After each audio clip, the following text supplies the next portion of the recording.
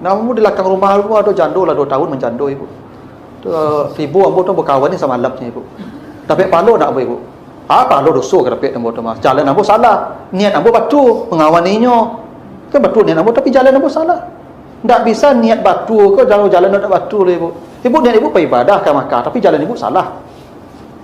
Tak usah pak. Tak usah. Kadang ya begitulah orang-orang bank tu kan yang penting dia dapat untung saja. Ya, aturan-aturan kadang-kadang dilabrak seenaknya tu pak. Ya, tak usah. Mau, ya apalagi hutang pasti ada pembayaran lebih nanti tu. Tak mungkin hutang kau tak bertambah loh pak. Iyalah, itu pun lah riba lah tak. Bapak ibu pergi haji, pergi ibadah tapi dimulai dengan maksiat. Kita sajalah hidup kita ni sudah ada yang mengatur. Kita hanya menerima yang ditetapkan Allah, tak lebih dari itu. Jangan memaksakan diri. Ya, jangan memaksakan diri.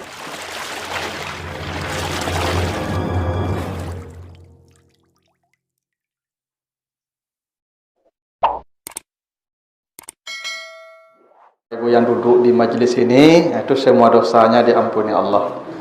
Ya, insyaAllah ya, kecuali yang terkait dengan manusia. Ya, yang kedua, diberikan pahala yang sangat besar, ajaran aziman, yang pahalanya itu kata Nabi berlangkah kaki. Yang satu langkah kakinya disamakan dengan setahun salat malamnya. Itu dalam hadis At-Tirmizi begitu. Jadi ibu-ibu yang datang ke majlis ini, itu akan dihitung langkah kakinya oleh Allah. Yang satu langkahnya sama dengan setahun salat malam. Tak hebat Bapak Ibu ya kalau duduk di majlis ini. Kalau ceramah sekarang kan gampang, Bapak Ibu lihat di YouTube aja. Ya, pakai smartphone semua tu. Nah, tapi yang tak ada di situ tadi tu ampunan, dihitung langkah kaki kita. Itu adanya kalau kita mendatangi majlis-majlis seperti ini. Jadi kalau Bapak Ibu niatnya hanya ngambil absen, ya absen dapat. Ya, tapi yang pahala yang tadi, yang ampunan tadi, itu hanya bagi yang niatnya ya ikhlas menghadiri majlis karena Allah. Nah, Bapak Ibu yang saya muliakan, pagi ini kita akan bahas surat Al-Baqarah ayat 282. Ya, surah Al-Baqarah ayat 282. Ini ayat ya yang berbicara tentang aturan hutang piutang. Ya, jadi hutang itu diatur oleh Allah dengan rapi di Al-Baqarah 282 dan ini adalah ayat terpanjang dalam Al-Qur'an. Bapak Ibu kalau buka Al-Qur'an, ayat tentang hutang itu ayat 282 Al-Baqarah itu satu halaman full tuh Pak. Tidak ada ayat yang sepanjang itu. Satu ayat sangat panjang. Nah, jadi ini sebagai ada isyarat Bapak Ibu. Kenapa ayat tentang hutang paling panjang Bapak Ibu? Satu, untuk menunjukkan hutang itu adalah persoalan serius. Ini kalau panjang Pak pembicaraan tanda serius itu. Ya nak, Ibu kalau bertanya kat kapak, tu jawabnya pendek-pendek saja. Yo, tu tak serius tu bertanya ni. Ibu mengecek jawab kan kadang-kadang apa sedang main HP kan, ibu mengecek je ndak. Tu jawabnya, tu tak serius, jangan ngecek je nyole, ranti sang ngecek. Tanda tak serius nama itu. Ya ndak. Nya bukti serius kok panjang jawabnya. Ya ndak, tu serius nama itu. Nah, apa ayat tentang hutang ni paling panjang karena ini masalah serius, Pak. Serius masalah hutang itu. Ya. Sehingga saking seriusnya kata Nabi, tidak akan masuk surga yang punya hutang walaupun mati syahid. Saking serius apa? Kalau ada orang berhutang mati, dia tidak akan masuk surga walaupun mati syahid.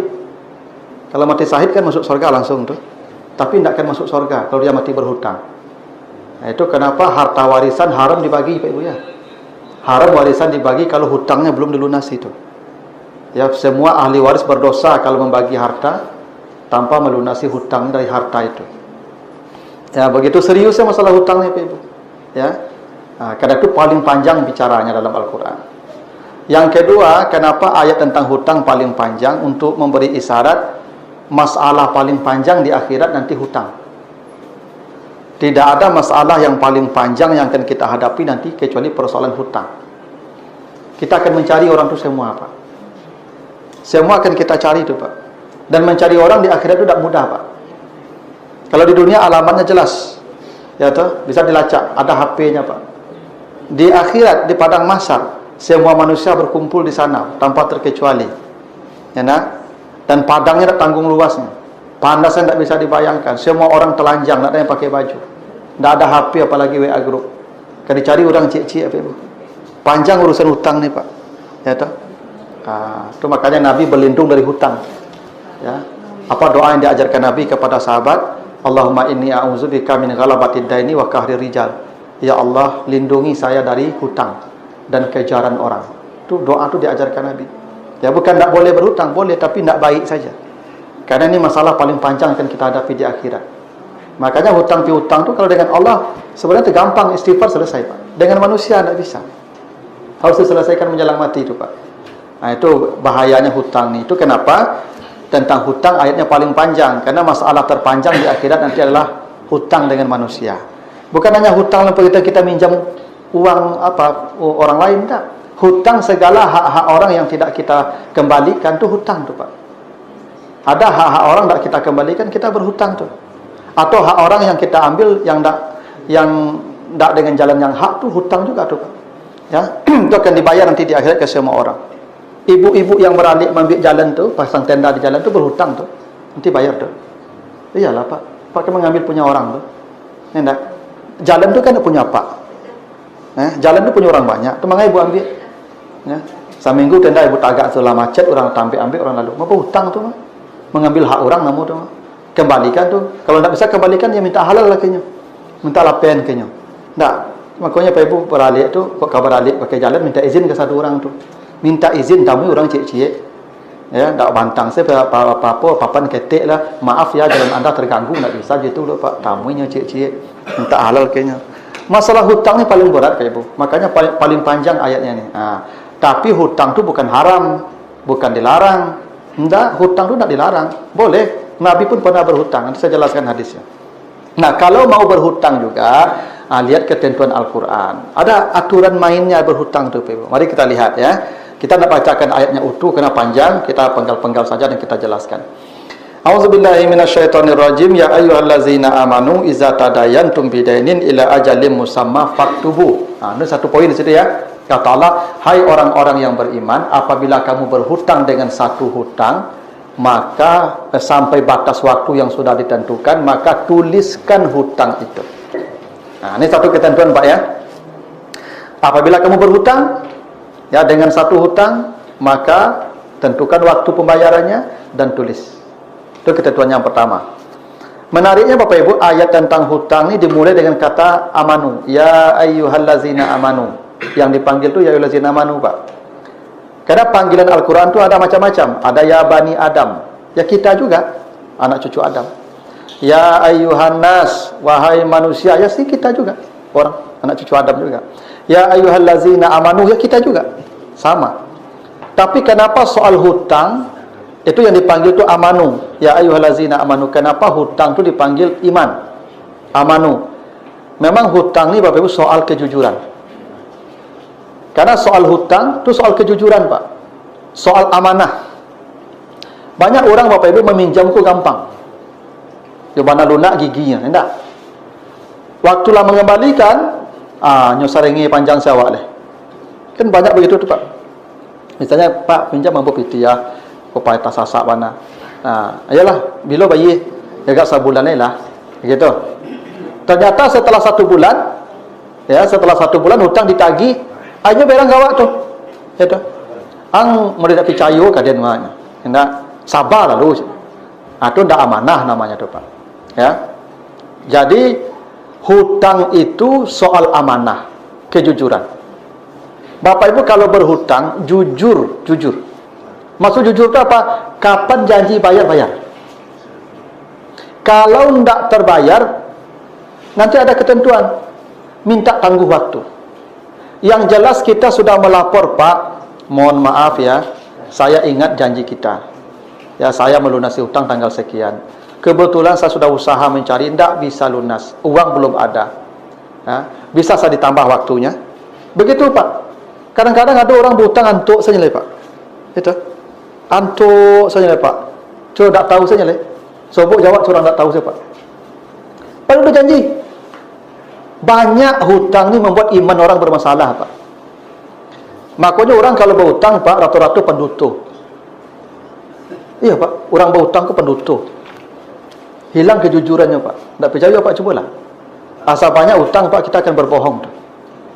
Kadang orang berhutang tu Pak, telefon di orang tu kan, "Ma Pak, di ambo sadang di Pekanbaru." Padahal di Seko Pak. Bila pai? Lah 2 hari macam mana ada risikonya Pak. Nyobohong dah. Orang berhutang tu pembohong Pak. Percayalah Pak Ibu kamu. Tu kenapa amanu? Karena orang kalau berhutang imannya akan berkurang. Kejujurannya rusak. Integritasnya habis. Itu kenapa berhutang tu tidak dipuji walaupun tidak dilarang Pak Ibu. Dan itu kenapa yang dipanggil tu amanu. Itu. Begitulah sifat hutang. Jadi Bapak kalau berhutang ke seseorang, kalau belum terbayar, yang jelas akui kita berhutang dan kita berjanji. Karena ada ketentuannya, kalau tidak terbayar kan hutang kita belum mampu kita bayar. Allah perintahkan orang memberi hutang, fa naziratun ila maisarah. Begitu kata Allah di surah Al-Baqarah itu, ya, 285 itu. Kalau dia belum mampu bayar hutang, beri tambahan waktu sampai dia lapang. Kalau juga nak terbayarkan hutangnya, tak mampu dia bayar, antasaddaqah, engkau jadikan sedekah. Itu lebih baik. Kalau ada orang Pak lah sekian lama berhutang tak bayar dia, Allah dah bantu tak kata bayar atau mungkin tak mau bayar lah. Maka kata Allah, antasaddaqah, jadikanlah sedekah. Itu yang lebih baik. Walaupun Bapak kalau tak menjadikan dia sedekah, dia akan bayar di akhirat nanti. Dengan amal dia atau dosa kita diambil. Tapi kalau kita jadikan sedekah lebih baik. Dan inilah kenapa Bapak Ibu para ulama sebagian membolehkan menjadikan hutang yang tak terbayar itu menjadi zakat. Karena sedekah itu artinya juga zakat. Ya, sedekah itu ada yang wajib, ada yang sunat. Yang wajib namanya zakat. Sedekah juga innamas sadaqat lil fuqara, begitu di At-Taubah 60. Jadi kalau ada orang berhutang ke ibu misalnya 10 juta. Tak terbayar dia leh, atau mungkin tak mau yang bayar leh. Maka ibu kan punya kewajiban zakat. Bapak ibu potong saja tu, jadikan tu zakat. Itu boleh. Ya, dibolehkan oleh para ulama begitu. Ya, karena dijadikan sedekah. Tapi bapak ibu yang berhutang hati-hati. Kalau tidak bayar di dunia, bayar di akhirat. Pasti tidak akan selesai urusannya di dunia. Ya, walaupun orang Kuala Lumpur, tetap dibayar di akhirat. Pembayarannya dengan amal kita atau dengan dosa dia kita ambil. Makanya ibu-ibu kalau ada orang berhutang tak bayar, tak rugi ibu tu. Besok untung tu di akhirat, nyuantan amalnya kawa atau dosanya penyapui. Bahkan bapak ibu yang kesal ke orang yang berhutang nak dibayar kini, kau dapat ibu besok di akhirat menyesal tu. Dia bangga kau sakitnya berhutang kamu belum, aku nak kadang. Pak kok 1 juta lah, pak kok dah 10 juta dulu tu. Kini ibu kesal kan nak dibayar 1 juta tu. Besok ibu menyesal tu, pak kok 1 juta nak dibayarnya, pak kok nak 10 jutanya pinjam dulu. Karena dia akan kembalikan Pak. Pasti dikembalikan. Bahkan yang harta kita yang itu, yang nak dikembalikan itu yang harta kita. Kalau dibayarkannya hutangnya pada kita, nanti mati kita jadi orang yang tinggal tu. Kalau nak dibayarkannya milik kita sampai ke akhirat. Jadi Bapak Ibu kalau hutangnya tidak dibayar orang, tidak usah kesal. Itu milik kita. Yang itu yang sejatinya punya kita. Karena harta ibu yang dari rekening itu milik orang lain, itu udah milik Bapak Ibu itu. Ya, mati jadi warisan tu. Bagi-bagi orang tinggal tu. Ibu dapat pertanyaan saja di akhirat nanti itu. Yang nak dibayar orang itulah yang milik kita. Itu makanya Bapak meminjamkan itu pahalanya 10 kali bersedekah. Itu kata Nabi. Kalau bersedekah Bapak Ibu kan hilang duitnya ya. Tak balik kan, kalau meminjamkan kan balik duitnya. Tapi pahala meminjamkan 10 kali pahala bersedekah. Begitu Pak. Kenapa begitu? Karena orang kalau meminjam pasti terdesak. Kalau sedekah kita ke dia belum tentu dia butuh Pak. Maka pahalanya 700 kali lipat saja. Kalau meminjamkan 700 kali 10. Itu besarnya pahala meminjamkan tu Pak. Nah itu, tapi yang meminjam pun harus amanah. Mohon maaf Pak, kenapa sekarang orang ke bank? Karena orang tak percaya meminjamkan PT dia Pak. Rasa kepercayaan lah hilang. Saling percayalah hilang. Kenapa? Memang yang meminjam tak pernah jujur mengembalikan pinjaman. Andai kata jujur yang meminjam, gampang kita meminjam ni Pak Ibu. Masya Allah, bank-bank tu kita tak butuh Pak Ibu. Kenapa? Kita kaya Pak Ibu. Ya, umat Islam tu banyak yang kayo-kayo Pak Ibu. Ya, tak tanggung banyak kayo lah Pak Ibu. Ya, tak? Itu pengaruh HP mahal. Ya. Kalau HP mahal tu kadang-kadang susah. Kalau ketika mematikan tu susah. Lama HP zaman dulu Pak, HP 3310 tu kan tombolnya sudah banyak tombolnya tu. Mati dah sudah. Ya begitu. Tapi tak apa-apa ibu, tak usah ibu rusuh pula. Nah jadi itu kenapa dipanggil ya ayyuhallazina amanu. Karena hutang itu menggerus kejujuran orang. Hutang itu membuat iman orang bermasalah. Hutang itu membuat seseorang menjadi pembohong. Nah, itu kenapa hutang tidak dipuji walaupun tidak dilarang. Itu kenapa begitu alasannya.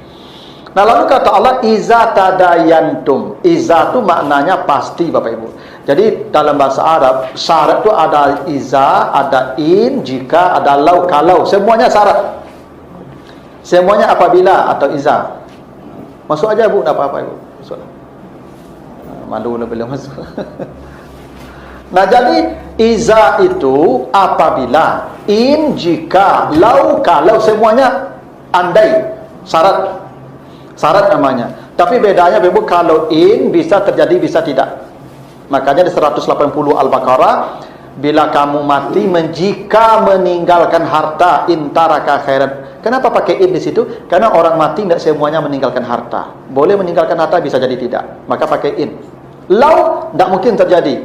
Makanya di Al-Baqarah 100 ayat 96 itu ketika manusia berharap hidup 1000 tahun, kalau diberi umur 1000 tahun, lau itu lau yu'ammaru alfasana. Kenapa lau? Tidak mungkin orang punya usia 1000 tahun, mustahil. Tapi kalau iza maknanya pasti. Itu maka kiamat itu pasti. Iza zulzilatil ardu zilzalaha, iza sama'un sakat, izal ardu muddat, semua pakai iza. Kenapa kiamat itu pasti terjadi? Itu makna iza. Itu maknanya. Lah kenapa hutang pakai iza juga? Bapak Ibu, hutang itu pasti. Tidak ada manusia yang tak pernah berhutang di muka bumi. Kalau ada orang yang tak pernah berhutang, bohong. Pasti pernah berhutang. Saya pernah berhutang, Nabi Muhammad pun pernah berhutang. Bahkan orang makin kaya, makin banyak hutangnya. Orang kaya itu, Ibu, kalau diselisihkan aset je hutang, mungkin banyak hutangnya tuh. Ya, Pak. Tidak ada manusia yang tak berhutang, Pak. Hutang itu pasti terjadi. Soal kecil atau banyaknya nanti soal lain, tapi hutang pasti terjadi. Nabi Muhammad pernah berhutang. Ya, suatu ketika tak ada lagi yang akan dimakan Nabi sama keluarganya, berhutang Nabi ke orang Yahudi dengan menggadaikan baju besinya. Berarti Nabi pernah berhutang. Ya. Jadi hutang tu tidak bisa kita hindari. Cuman kata Allah tadayantum. Tadayantum tu maknanya takalluf. Maka ditambah 2 huruf dari kata dayana menjadi tadayana, maknanya keterpaksaan. Jadi hutang tu baru boleh kalau itu sebuah keterpaksaan, bukan kesenangan. Tidak ada jalan lain, Pak. Kita butuh, ikulah kebutuhan. Yobanalah butuh. Tidak ada tampil meminjam lah. Satu-satunya solusi peminjam. Sudah, pinjamlah. Kalau sudah terdesak. Tapi kalau untuk hal-hal yang sifatnya luks, usahakan jangan, Pak. Kenapa? Kalau Bapak Ibu mati dalam status berhutang, tidak akan masuk surga. Tidak, bahaya hutang tu. Nah, jadi Bapak Ibu, ya, jangan jadikan hutang tu hobi. Kok ada orang Pak lah pensiun, berhutang 7 balik tahun lah. Ya, Pak. Lah pensiun, Pak. Ya, katanya sekarang baru, Pak. 7 balik tahun dulu hutang, Pak. Padahal lah pensiun kok lah 65 umur, Pak. Tak sampai 7 balik tahun itu, Pak. Kok kayo itu. Ya. Nya berharap kok mati betul lunas. Siapa yang melunasi hutang, Bapak Ibu? Siapa yang bilang lunas kalau kata Nabi alaliyat ma'akhazat, hutang wajib dibayar oleh tangan yang berhutang. Ambo berhutang ya, Pak. Pak, ambo berhutang 10 juta. Sudah ambo pinjam pitia Pak, buagen ke istri ambo kok pitia 10 juta. Sudah buagen mati yang Bapak Ibu, istri ambo tidak wajib bayar hutang ambo, Bapak Ibu. Walaupun nyombe piti jadi. Ambo yang wajib bayar hutang. Mati ambo, Bapak tidak bisa minta ke istri ambo piti dulu. Kenapa tu pitinya? Ambo yang wajib bayar hutang. Hutang dibayar dengan harta saya, bukan dengan harta orang lain. Bapak Ibu kalau mati tidak punya harta, anaknya tidak wajib bayarkan hutang. Tidak. Anak kita tidak wajib membayarkan hutang kita kalau kita tidak punya harta mati. Karena hutang wajib dibayar dengan harta kita, bukan dengan harta orang yang tinggal. Kecuali dia mau membayarkan dengan hartanya, ya sudah, alhamdulillah. Tapi kalau tidak wajib anak kita membayarkan hutang kita. Walaupun kita bapaknya, harta apa hutang wajib dibayar dengan harta kita. Jadi kalau saya meninggal dunia tidak ada peninggalan harta pembayar hutang, anak saya tidak ada wajib bayar. Jangan Bapak Ibu tuntut dulu karena ambo hutang ambo. Tak. Mereka tidak membayarkan, tidak ada dosa untuk mereka tu, Pak Ibu. Yang berdosa saya, yang bertanggung jawab saya. Itu kenapa ayat ma'akhazat, tangan yang mengambil hutang yang wajib membayar hutang. Jadi kalau Bapak Ibu mati dalam status berhutang, lunas, siapa yang melunasi? Asuransi. Asuransi PTCA yang PT orang banyak kumpul tu Ibu. Bakulnya gen kawan, hutang Ibu apa kurang banyak tu mah. Ya nah, asuransi tak dogi PT Ibu. Tak ada duit asuransi, tak ada. Asuransi tu PT orang yang ambil tu. Asuransi itu sendiri kan perjudian, Pak. Nasib-nasiban. Kan asuransi judi tak? Ada yang bayi perai lapeh, ada yang bayi sekali dapat banyak. Kan untung-untungan tu judi. Asuransi itu judi, Pak. Maka tu apa dosa pakai asuransi? Judi itu. Ya, Pak. Yang rusak pelu sesurang. Asuransi syariah itu ada aturannya. Satu, semua mengumpulkan uang. Satu, uang dikelola untuk usaha. Keuntungan itu untuk santunan, untuk klaim. Kalau peserta berhenti atau mati, dikembalikan uang itu semua kepada peserta yang telah disetor. Ada tak asuransi begitu, Pak? Tidak ada syariah itu. Itu simbol aja syariah itu. Yang syariah itu tidak begitu. Maka asuransi itu, orang pakai asuransi tidak beriman dengan Tuhan tu, Pak. Kurang imannya tu. Ya. Dia tidak yakin tu Tuhan dalam menjamin hidupnya tu. Maka dia perlu asuransi itu. Berhenti asuransi hidup Ibu tu. Judi tu. Haram kan, judi haram kan? Kan ansab. Ya memang begitu. Ya, pahit memang saya sampaikan begitu. Bapak Ibu kalau mau lanjut saja, ada apa-apa. Nanti di akhir ada pertanggungjawaban tu. Yang tugas saya selesai kan, saya sampaikan. Mobil tu udah urus sendiri. Kok pelanggar, saya kecelakaan, penci rusak. Pelok memakai surang mah. Pakai surang merusak surang tu mengalu orang pelok surang. Itu. Iya, Pak. Iya. Kalau mau pakai asuransi, saya tidak menyalahkan asuransi, tapi ikut aturan syariah kalau memang syariah. Bagaimana aturan syariah? Satu, semua peserta kumpul uang. Dan uang jelas berapa setorannya per bulan dan berapa keuntungan. Dikelola jadi usaha. Keuntungan untuk klaim. Kalau peserta mundur dari keanggotaan, atau dia mati, atau dia pindah, maka semua uang disetorkan dia balik, kembali semua. Begitu baru asuransi. Itu baru nama syariah. Kalau tidak, sekarang kan kita bayar, tidak terjadi apa-apa hilang. Ya tidak.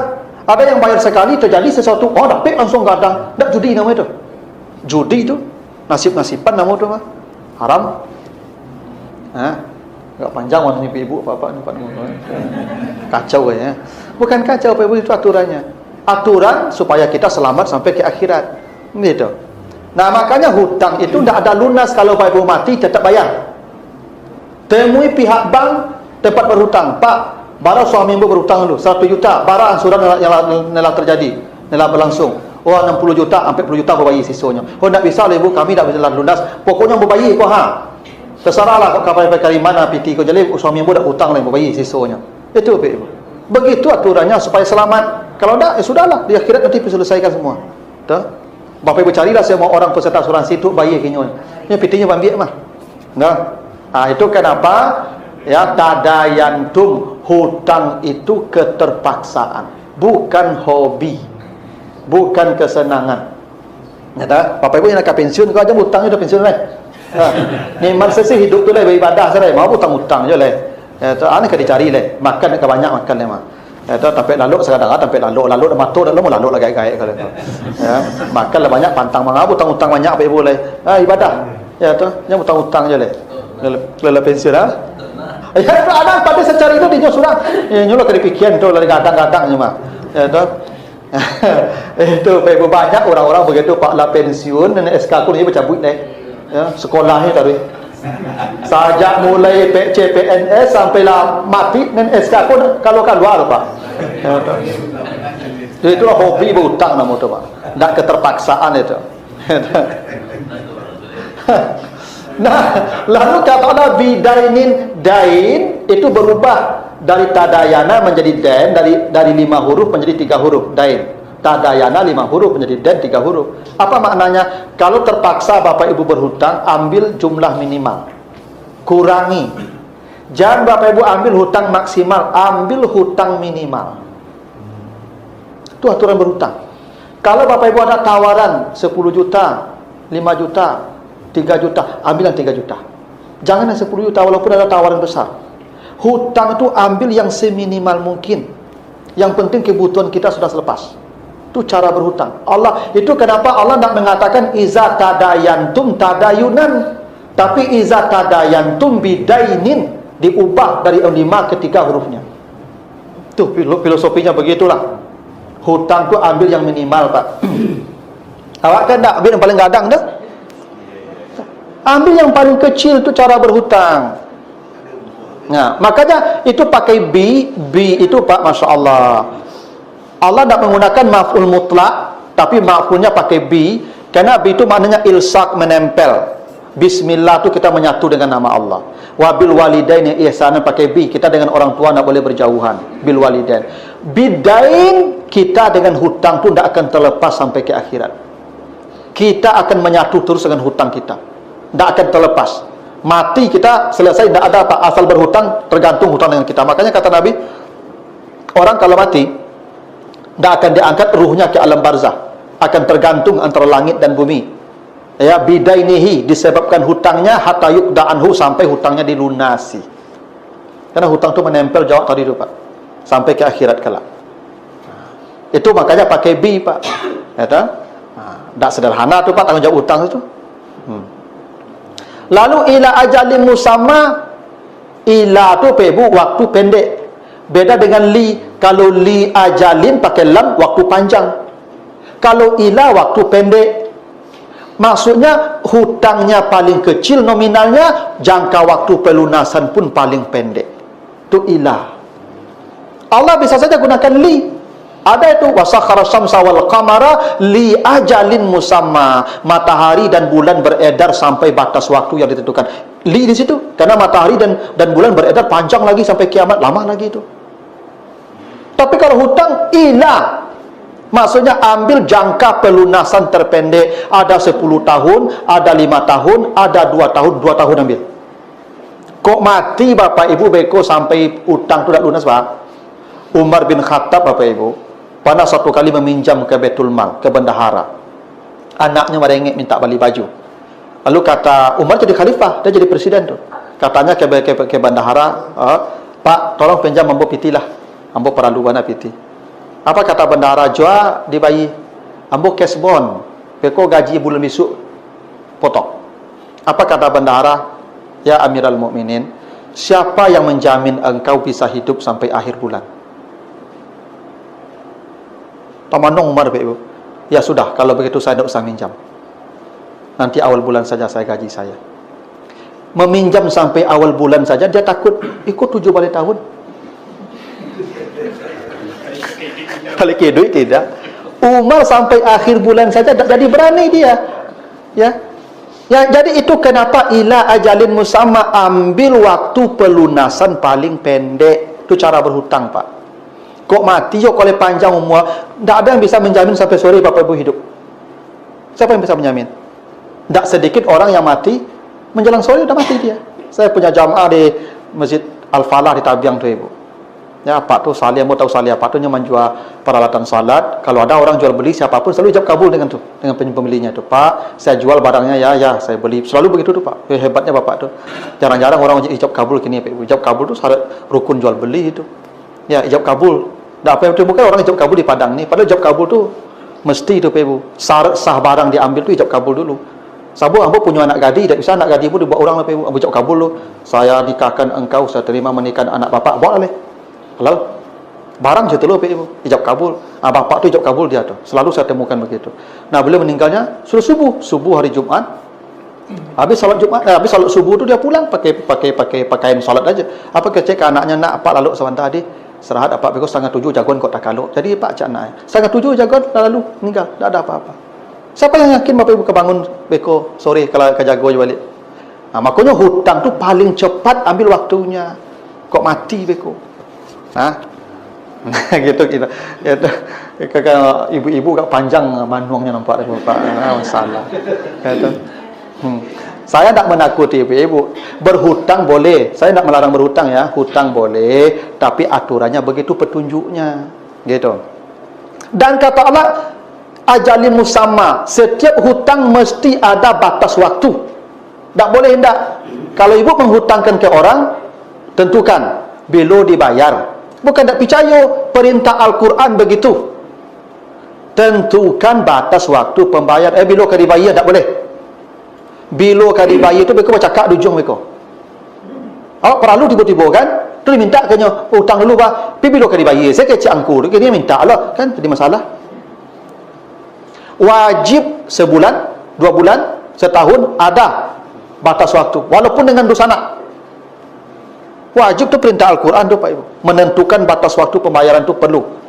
Setelah hutang diambil, kapan saya bayar, tanggal sekian, catat. Dan kata Allah, faktubu, langsung catat. Hutang tak boleh tak dicatat Pak Ibu. Bako betu kok mati salah satu beko, ba menuntut ahli waris.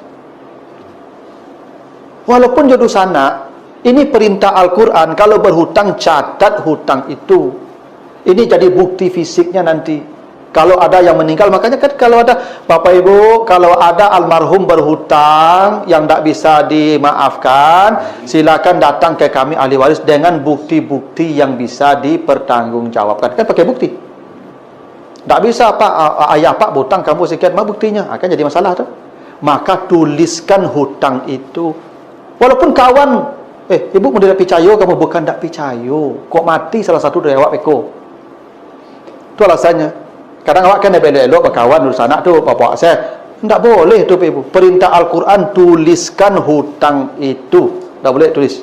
Itu kaidahnya begitu. Nah, itu satu penggal baru Bapak Ibu. Dah hampir 8:30. Kalau ada pertanyaan Bapak Ibu, saya persilahkan. Saya tanyakan, tercatatnya nilai hutang ini kadang-kadang kan ada nilai yang tidak punya ya sebesar-besar. Mungkin pada saat sekarang ini 100.000 kita memberikan pinjam, tapi kadang-kadang orang menganggap itu merupakan hutang gitu. Nilai yang berapa, sampai sejauh mana gitu. Dan yang kedua pertanyaannya, saya kan gini, ada yang pernah menyampaikan bahwa janji itu sama dengan hutang. Saya pernah menjanjikan sesuatu dengan seseorang, nanti saya akan beginikan gitu. Tapi tahu-tahu ketika saya janji yang ingin saya berikan itu sudah tidak ada lagi gitu. Tapi niatnya ada gitu. Nah ini statusnya apakah ini masuk ke dalam hutang piutang atau tidak? Dan yang ketiga gitu, ya memang tadi itu ada orang yang meminjam sama saya, ya tadi mungkin sudah dijawab oleh Ustadz, tidak ada, kita hanya secara lisan aja dan saya transfer dan segala macam. Tapi ketika sekarang kondisinya saya pun tidak ingin mengganggu lagi, orang tersebut sudah meninggal gitu.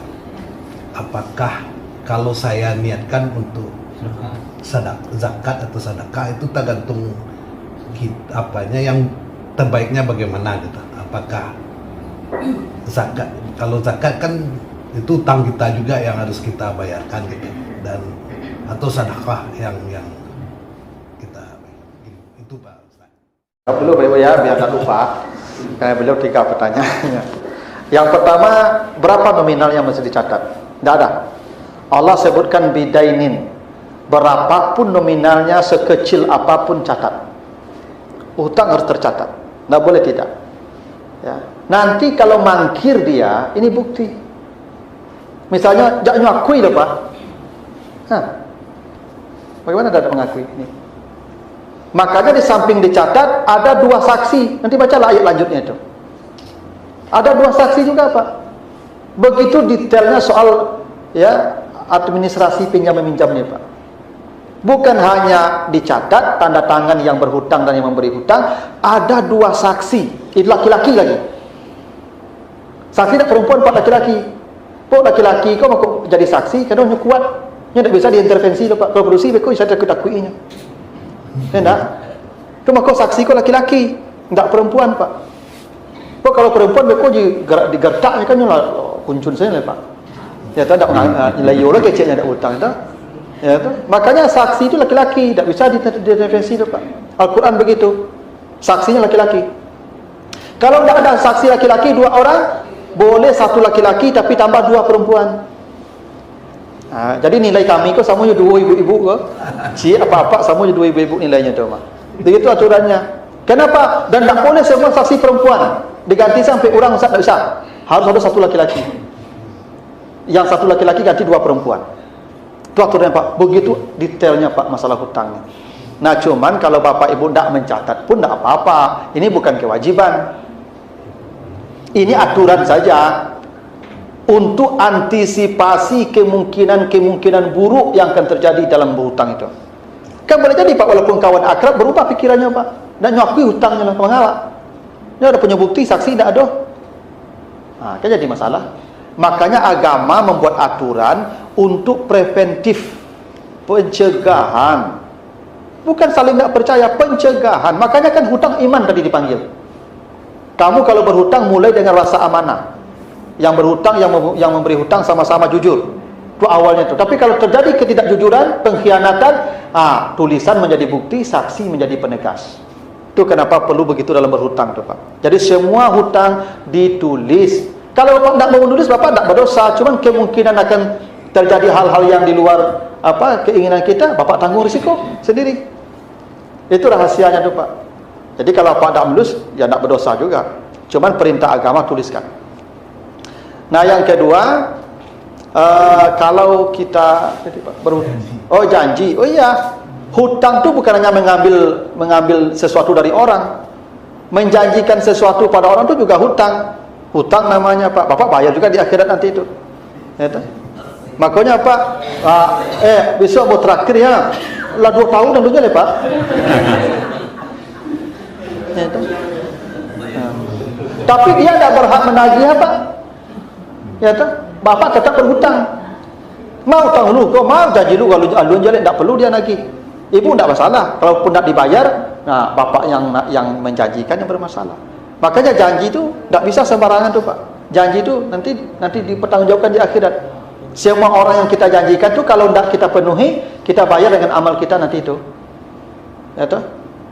Ibu-ibu akan dapat kartu sembako. Anda dapat sampai kini lah. Baik ke ibu-ibu, para banyak ibu-ibu besok tu. Percayalah kamu, Pak. Makanya jadi pejabat dia janji-janji ya. Kalau nak katalog jangan penuhi janji, Pak. Kalau tak terpenuhi janji, tak usah berjanji. Maka kebajanji itu dia agak-agak. Bahawa kalau diucapkan tak dipenuhi, jadi masalah di akhirat nanti itu, Pak. Kecuali orang yang dijanjikan itulah melepaskan.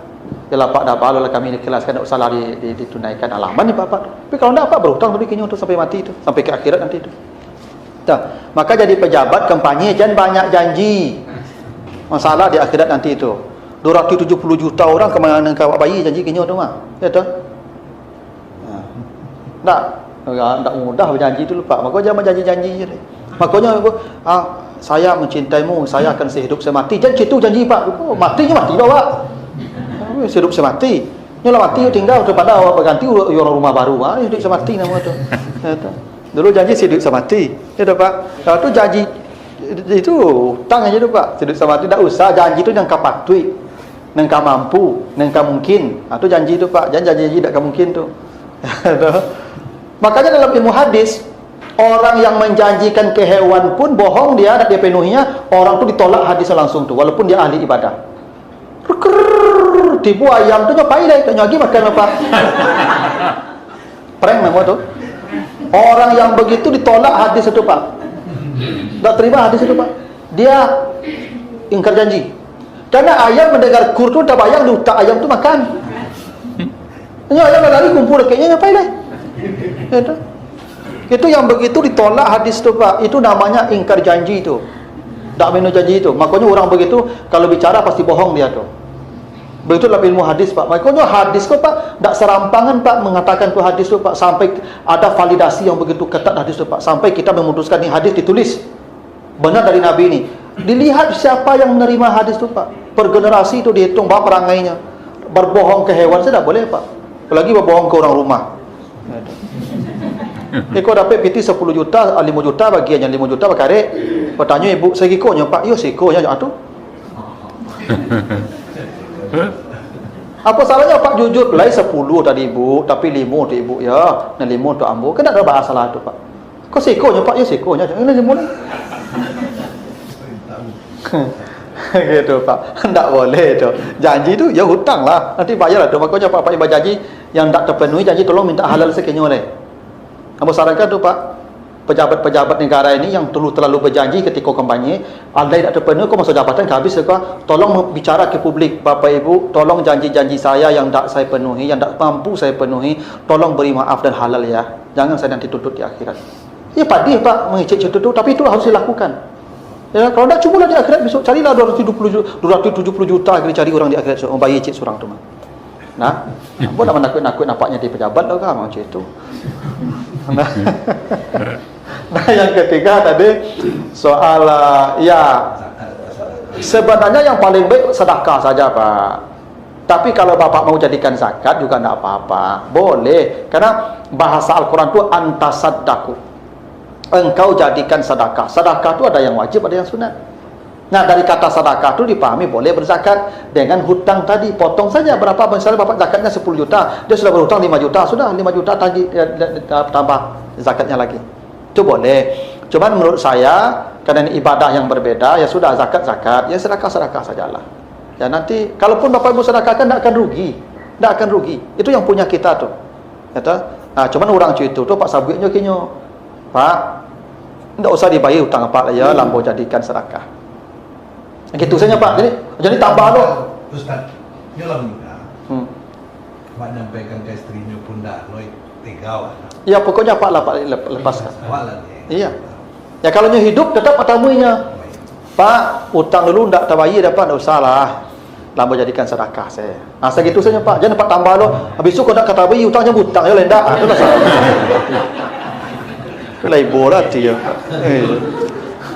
Ya begitu saja Pak, sudah saya jadikan sedekah sudah. Jadi tak bayar tadi itu. Ya tu. Besok nak kata bayar hutang jangan hutang ya. Itulah ibu lah yang sudah Pak. Itu kata Allah kan begitu. Perkataan yang baik itu lebih baik daripada sedekah yang menyakiti. Qaulun ma'ruf ya tu. Wa maghfirah khairun min sadaqatin ya tatbauha manaw wa azab. Lebih baik daripada sedekah yang ya diikuti dengan cara menyakiti. Gitu.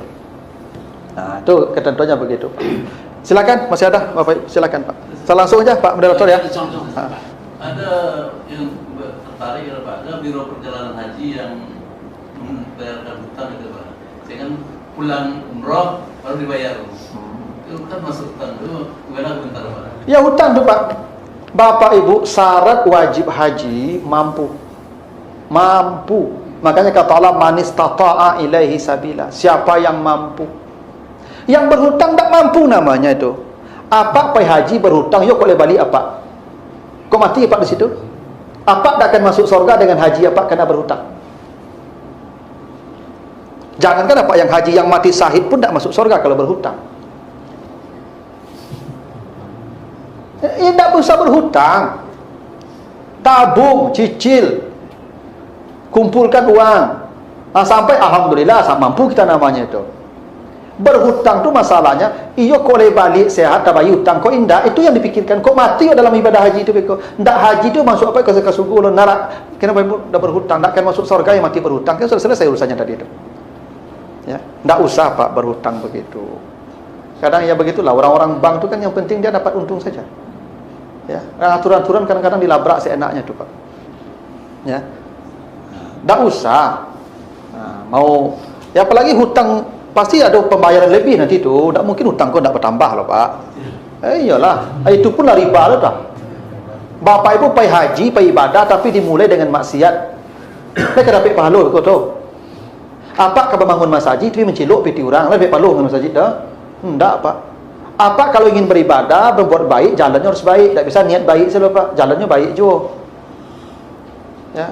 Oh tak bisa orang tu kan kau pergi ibadah Ustaz. Tapi jalan nampak salah. Pakai riba di awal tu dah selesai ke ujung lah. Niat baik, perbuatan baik harus diawali dengan ya kebaikan, jalannya harus baik. Namun di belakang rumah lu ada jando lah 2 tahun menjando ibu. Tu ibu ambo tu berkawan ni sama lapnya ibu. Dapat palo nak ibu. Palo dosa ke dapat ambo tu mas. Jalan ambo salah. Niat ambo batu mengawaninya. Kan betul niat ambo tapi jalan ambo salah. Tak bisa niat batu ke jalan tak batu lah ibu. Ibu niat ibu pergi ibadah ke Makkah tapi jalan ibu salah. Tak usah Pak. Tidak usah. Saya sarankan tidak usah minjam-minjam. Kalau untuk ibadah apa, apalagi umrah, sunatnya. Ya, haji saja tidak begitu, apalagi umrah. Gitu Pak. Bapak Ibu yakin sajalah, hidup kita ini sudah ada yang mengatur.